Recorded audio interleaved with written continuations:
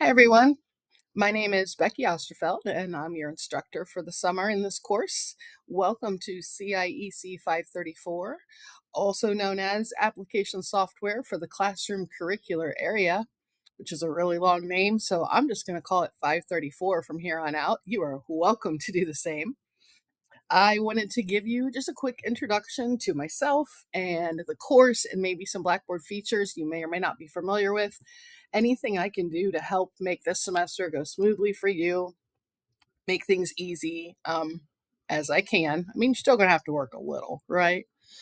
But let me tell you a little bit about me and then we'll dive into the course. Like I said, my name is Becky.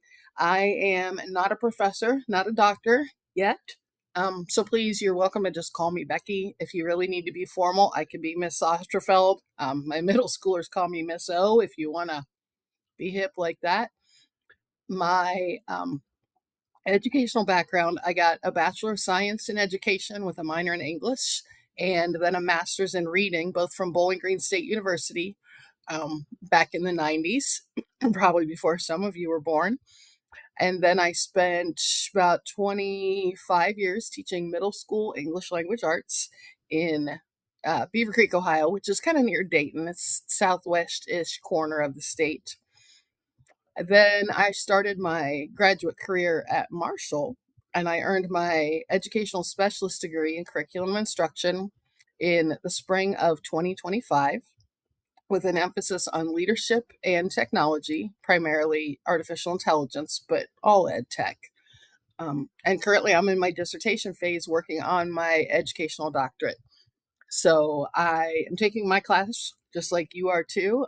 Shout out to all of us crazy enough to take summer classes and keep on learning. And I work about 20 hours a week for Marshall in faculty support and instructing courses. So just like y'all. And currently in my day job, I work as an instructional coach in the district I taught in for years. So I help two middle schools. I have about 140 staff that another coach and I share. So that's kind of me in a nutshell. I also have two adult children and three grandchildren. I know I look 23. It's really hard to imagine, but so that's me. And I'm looking forward to getting to know all about you all in the introductory discussion. Well, let me talk to you a smidge about this class. Our primary goal is just to kind of work with foundational tools that you're going to need for productivity throughout whatever educational context you find yourself in, whether it's in nursing or in a counseling, admin, in a regular PK to 12 classroom, higher ed. And I'm doubting it's all going to be new to you. You're familiar with Word, with Excel, with PowerPoint, but we may introduce you to some features or some tips and tricks you've never used before that will make your life a little bit easier. And my other goal is to kind of give you maybe some creative suggestions for how these things could be used. It's not just typing a text or entering a spreadsheet full of numbers to sum or average, things like that. In this course, we have 9 modules.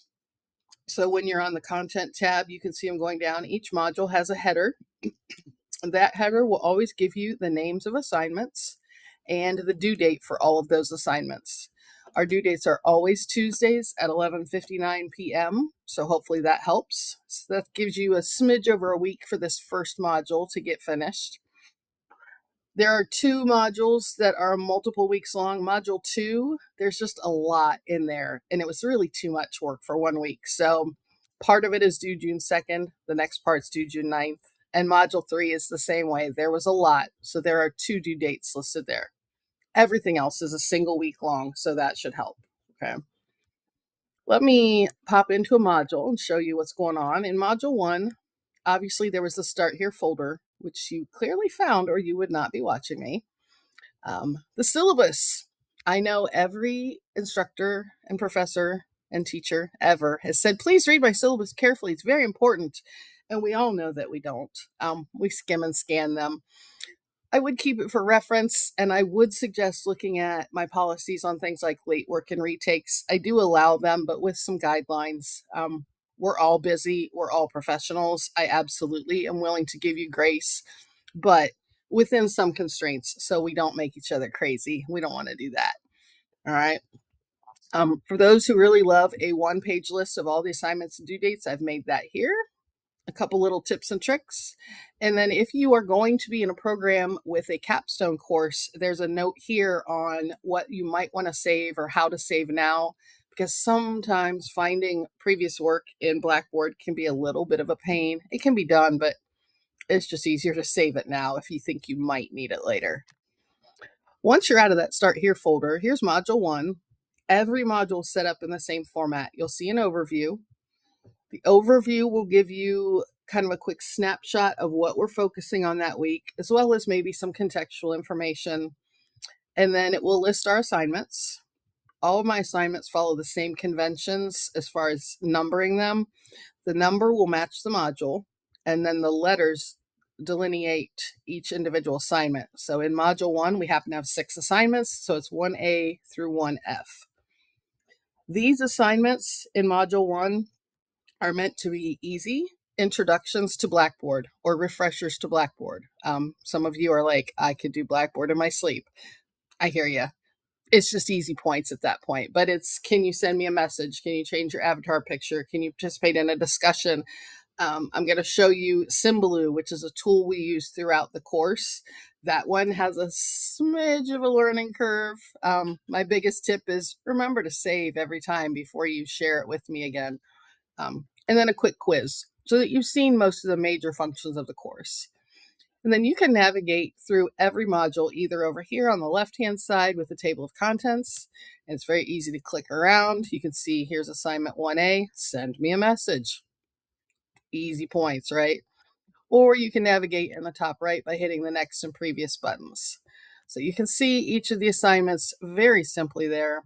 And that's how your modules work. The last thing I did include for you in Module 1 is another folder of primarily Marshall information you might refer to later. You may never need it, but I just wanted you to have it just in case, all right? When we hit Module 2, we do start moving into some content. So the overview, again, gives you some background, your objectives, and then here are your assignment lists.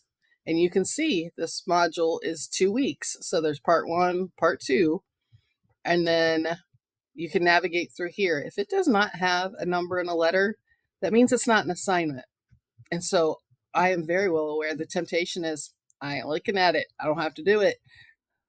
A lot of these are designed to fit with your assignments. So it generally is in your best interest to look them over, read through them. This particular page is on a variety of technology standards in different fields within education or education related.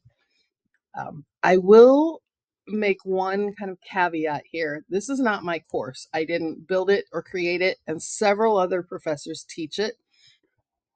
The links, I have tried to check everyone in this course, and there are what feels like a gerbillion. I am 98.5% sure I've checked them all, but it is entirely possible there's still a broken link somewhere. If you find a broken link, if there's a glitch, if something is wrong, please message me and let me know. I really want to fix that so that this course works as smoothly for you as it's intended to. You don't need any additional stress on your day trying to find things. Let me figure that out. Just let me know, okay? But I really did try to fix those for you. So you can see we've got some reading, a couple assignments, and then a little more reading, and then your last 2 assignments for that module.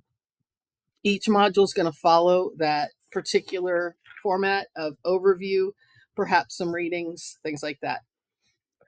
This is a fully asynchronous course, so you are welcome to work ahead. Just because it says it's due on June 23rd, if you're on a groove and you have a week where nobody's bothering you and you want to work ahead, go crazy. Just please make sure if you have questions, ask me. And I will say I can't promise that I will grade them ahead. So if you're on Module 8 in week 2, I may not be ready to grade those yet. Kind of depends on what else is going on, because like I said, I'm in courses too and working and all that fun stuff. But please, you're welcome to go ahead and make it fit around your summer schedule. Excuse me. Speaking of grading, I try my very, very best to have things graded within a week, oftentimes sooner, but it is summer and everybody's schedule, you know how it goes. And some days you just need to take a lazy day. So, but I do believe in some pretty quick feedback. Let me pause for just a second before I lose the log. All right, back in action. Let me show you, just so you're aware, other features in Blackboard. The calendar are really handy. And you look at it and think, well, there's nothing there. Well, I'm on a week where we didn't have class. And honestly, here's the week class starts, but there's still nothing. But if we go to the next week, you notice there's some dots on the 26th. So if I go to the 26th and scroll down to 11:59, there are your assignments. If you live on a calendar type of system, that's fantastic. Some of you, though, would not want to be flipping through and looking for dots and scrolling. So you do have this due date option, and then it just gives you a list. And you can see everything that's due. Those were all due the 26th.